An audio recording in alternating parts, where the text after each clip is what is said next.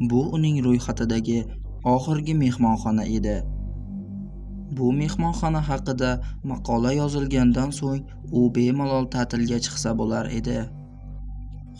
Mehmonxona haqiqatdan ham yomonmas. Bu yerda bir chiroyli qiz bor va u menga qarab jilmayib qo'ydi. Go'yoki ular meni kutib turgandek edi. Men o'zimga yaxshiroq bir xona so'radim. Shunday xona bor, 18-xona sizning ixtiyoringizda. Rostdan ham mehmonxona ajoyib, lekin bu yerda mendan boshqa tashrif buyuruvchilarni ko'rmadim. Uzoq yo'l yurganim uchun charchadim va kechki ovqatni ham o'tkazib yuborib uxlashga qaror qildim. Kechasi g'alati bir ovozdan uyg'onib ketdim. Kimdir eshigim dastasidan tortib, juda ham shovqin solayotgan edi. Mana, ular o'zlari haqidagi birinchi minusni oldi.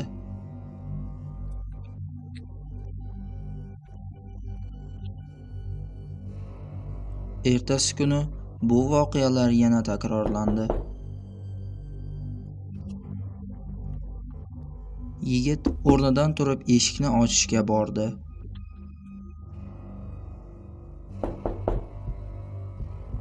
Shu payt birdan eshik yonida nimadir paydo bo'ldi va unga qo'llarini uzatgancha havoda g'oyib bo'ldi.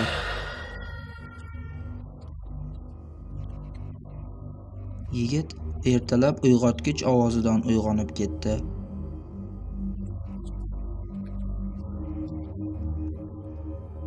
Tashqarida kimdir bormikan deb u koridorga chiqdi va u yerga qaradi. Lekin u yerda hech kim yo'q. Mehmonxona hovlisida ham bir zot ko'rinmaydi. Yigit xonasiga qaytib, bu mehmonxona haqida maqola yozishni boshladi.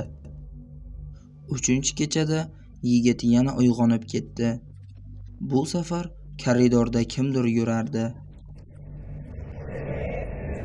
U bu yerda nimalar bo'layotganini aniqlashga harakat qildi, lekin bu yerda hech kimni ko'rmadi va o'z xonasiga qaytdi. Yigit xonasiga qaytgan paytda u yerda kimdir borligini sezdi va qo'rqqanidan 1-qavatga administrator xonasiga borishga qaror qildi. Ammo 2-qavat zinalari oldida haligi qiz turar edi.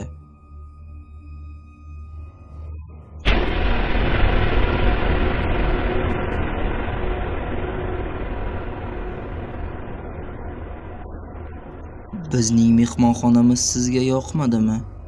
Bu yerda qolish sizga yoqib qoladi. Mehmonxonamizga xush kelibsiz.